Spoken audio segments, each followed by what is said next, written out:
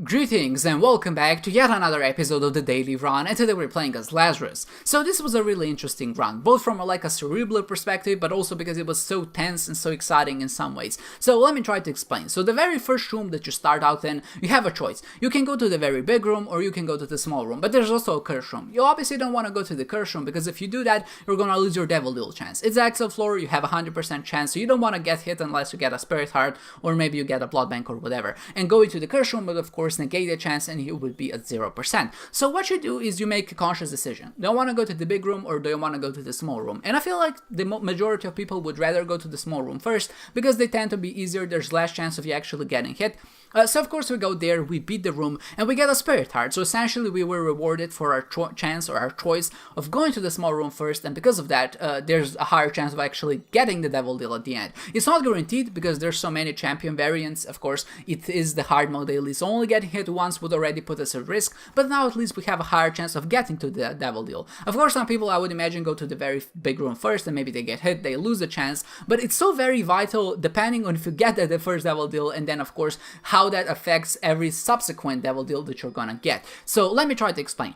So if you actually get the devil deal on the very first floor, you get Brimstone, so that's obviously very good. But let's look at it in terms of percentages. So you have a 100% chance of the devil deal if you don't get hit. If you do get hit, then 0%. You don't get a devil deal, basically, and that's it. So if you don't get a devil deal on the very third floor, you're gonna have a 100% chance of getting a devil deal again. And of course, if you do get a devil deal, because it's a 100% chance, then you're only gonna have 33% chance on the fourth floor. But if you don't get the devil deal, if you do get the devil deal on the second floor, then you're gonna have a 67% chance to get the devil deal on the third floor. And then of course, if you don't get it, you're gonna have 100% on the fourth floor. But if you do get it, then you're gonna have back to 33%. And essentially what happens here, if you do get a devil deal on the very first floor, or at least the very first XL floor, then you're gonna have a 33% increased chance of getting a devil deal on pretty much every subsequent floor after that. Of course, it all depends on which devil deals you get, on which you don't. But what this means is that it's really vital that you get that very first devil deal, because not only does it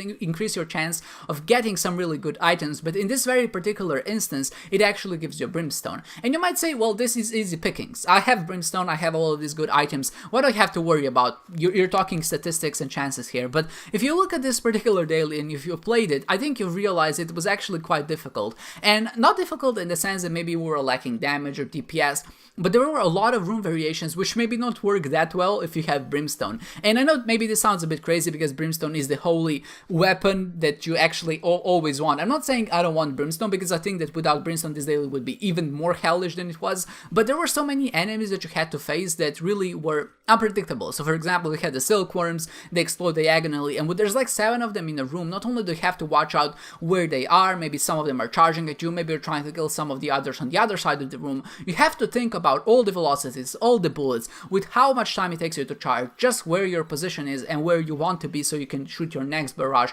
And because you kind of have to wait in between when you're charging your Brimstone, all of those things add up, and it really does become very intense, and you really have to think about how you're gonna approach the situation. Obviously a lot of it is experience and just maybe muscle memory, but when you look down on it, I feel really like this was one of those dailies which not only rewarded good play, but it was pretty much crucial. I think that the majority of the good scores in this one will not only be separated, of course, if you got to the end, if you did all the objectives, but your damage penalty. I really feel like the top players today would be the ones which played well, which didn't take that much damage, just because there were so many really nasty rooms. A lot of rooms with portals, a lot of rooms with silkworms that explode in diagonal directions, and obviously the boomflies and things like that. And all of those things I really feel like make up for an interesting and intriguing daily. Maybe not the most fair one or whatever, but definitely something that I think that we can all look back onto and say, we want more dailies like this. And if you enjoyed this daily, please let me know, and of course if you didn't, please let me know also why you didn't enjoy it and for what reason. And I feel like that's something that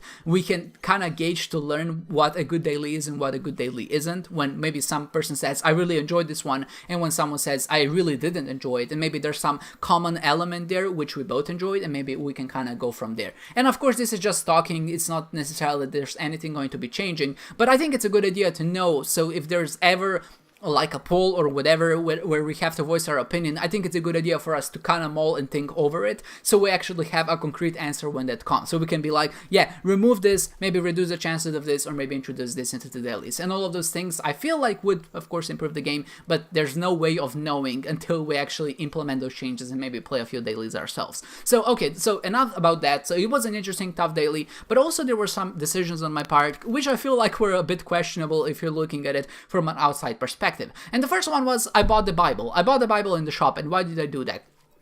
Well, I bought a Bible because I wanted the bookworm transformation. It was the second one in that particular case, but also because I felt like it's gonna help me get a little bit more exploration bonus. And the bookworm transformation is, I think, really good when you have Brimstone, because not only does the angle between the Brimstones, it's not very big, which means that if you're trying to kill or shoot at an enemy, you're essentially gonna be doubling your damage output. But especially in boss rush, because you're hitting 2 enemies at once, you're gonna be hitting 2 enemies with both of your Brimstones, so you're essentially quadrupling your damage output. So there's like a chance that you're gonna deal the 4 times the amount of damage that you would do with just if you were hitting 1 enemy, and I think that's really potent. So for that reason I was trying to get to the bookworm transformation. But also the decision I made is because I had some more rooms to explore, and I felt like if I had the Bible, I could just go to the mom fight or to the mom's heart fight and just use it there to instantly melt them. I knew that my boss rush is gonna take some time, and even if it wouldn't, it's a hard mode daily. So I would really be strapped for time, because I always am, and this is just something that's coming from experience. I know that when I try to get to boss rush and to harsh, I usually either have to make it in the nick of time, or maybe I need some items to help me teleport. But having the Bible allows me to pretty much circumvent both of those fights, and they can actually be pretty annoying, because of course the mom fight, you can't just constantly shoot at her. There's a lot of enemies that she spawns, and they might have a lot of HP. And the mom's heart fight is pretty much the same. Have to kill the ice horse, then it takes some seconds for mom to calm down, then maybe she spawns some more enemies. But having the Bible just circumvents that completely. You just use it and they're instantly dead, so you can kind of do more. But I think how you look at it, or at least how I look at it, is I get an additional, I would say, like 5 rooms of exploration bonus on each particular floor. So I got something like 500 points for just picking up the Bible, and I feel like that's very much worth it. And in that particular scenario or case, I didn't have anything better going for myself. I think I had the Book of Revelation, and that's obviously really good because it does give you spirit hearts, but I was already pretty much at max HP, so there was not much use for it anyway. So I just decided to stick with the Bible and go via that route, and I feel like that was a really smart and good decision. And that 400 or 500 extra points did put me ahead of maybe some of the players who maybe were a bit more strapped for time and they weren't able to get to boss rush or harsh or whatever. Of course, as the run went on, I did decide to maybe be a bit more jarring with what I'm doing, and at some point I decided to play a lot of blood banks. I had the Polaroid essentially. There were 4 blood banks in one particular room, so I just played them until eventually one of them broke, and it happened pretty fast, so I can't complain. And I got the Ivy bag, and the Ivy bag I think is just great because not only do we get consumables when we use them, but also it's very useful with the Polaroid and the sacrificial dagger, because now suddenly if there's danger, we can use it, circumvent the damage, not take any damage penalty, and then just run into enemies to kind of finish them off. So when you combine all of those things with how strong the run was, it really did give us enough to keep us strong enough, but never enough that we would be overpowered. So it's never like you were strapped for damage or strapped for time or whatever, but the run kind of tickled you or trickled you with items to kind of keep you relevant, but not too strong. And I really enjoy dailies like this, and just runs in general, not only dailies, because they do give you that sense of progress. You feel like you're actually making it through, and not getting hit feels like a reward. I didn't get hit, I think, at once in the chest, because at least in sometimes I used the Ivy bag to circumvent that damage. In some cases I was just really good at dodging. I knew how to position myself well, so I wasn't really too worried about the projectiles, and that all feels very rewarding. And Isaac has this self-balancing factor to some degree, where you're rewarded for how strong the run is. So if your run is really strong, you're gonna get to harsh, you're gonna get to boss rush, you're gonna try to explore as much as possible, and all of those actions will make the run naturally just a bit harder. But if your run is really weak, then you're not gonna do those objectives, you're not gonna explore that much, you're just gonna get to the judge room and you're just gonna bounce out the floor, and that's obviously gonna make it just a little bit easier because there's less things to do. And I feel like that's a really interesting aspect of Isaac that I don't think a lot of people talk about. like this self-balancing difficulty which exists, I think, in a lot of other games. I think Dark Souls is a prime example of this, because it's so much about how you want to tackle the game. Do you actually want to fight fair? Do you want to use a ladle to beat every boss? Or you can maybe, of course, cheese every single boss, and that's also a very viable way to play the game and just enjoy it in some degree. And Isaac is very much the same. You can spend a lot of time breaking the game, really kind of going at it, or you can intentionally gimp yourself and just know and just maybe not pick up certain items. You feel like Brimstone is so strong, well, you can just skip it, and that makes, of course, the run just naturally a bit harder. But looking back on it, this was a really enjoyable daily. We did get to the end here with Blue Baby. Luckily, Blue Baby is never too difficult, but he can sometimes kind of teleport around and put you in a very weird spot. But luckily, I wasn't too worried, because again, I had a lot of health, I had the Ivy Bag, so I would just be able to use it and just kind of go ham when that happened.